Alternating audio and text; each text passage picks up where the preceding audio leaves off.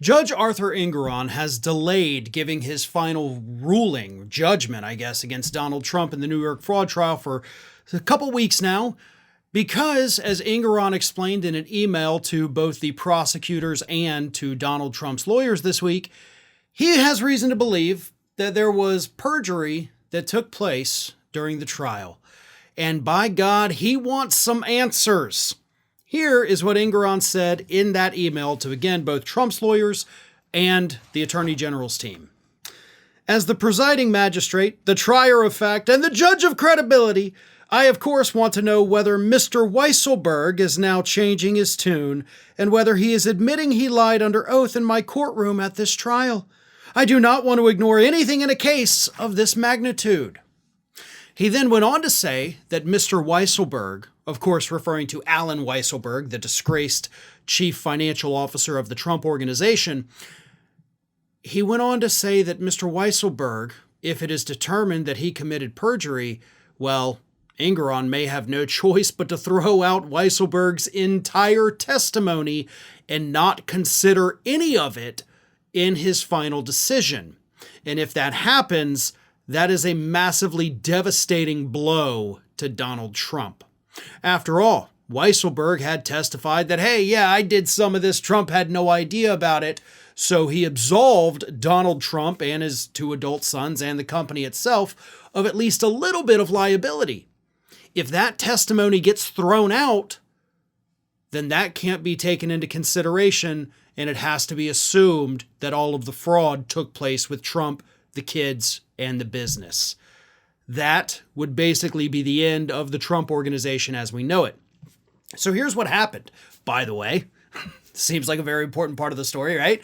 Weisselberg was giving his testimony back in October. His testimony was cut short because as he was testifying, Forbes published an article that said he just lied under oath. And what he allegedly lied about was all the way back in 2017. Weisselberg had sent emails to Forbes magazine to give them the correct valuation of Trump Tower in Manhattan. But on the stand, he told the prosecutors that, hey, I had nothing to do with that. I wasn't involved in the Forbes article. I didn't play any kind of role in the valuation of Trump Tower and Trump's penthouse there. I had nothing to do with any of that. So Forbes, upon hearing that, published this article, and they were like, actually, we have the emails that show that you did, in fact, do the thing you're denying under oath having done. So his testimony was ended right about there. Then the New York Times ran another article talking about how obviously Weisselberg committed perjury. So Engoron wants answers. What are we going to do about this? This man seemingly lied under oath, so Trump lawyers, why don't you tell me, is the man changing his tune? Did he have a lapse in judgment? Or did he straight up lie to me? Obviously, it doesn't matter what Trump's lawyers said at that point. Engoron knows what happened. It's obvious at this point, based on the evidence provided by Forbes, because they have the actual emails, it's fairly obvious that Weisselberg lied under oath.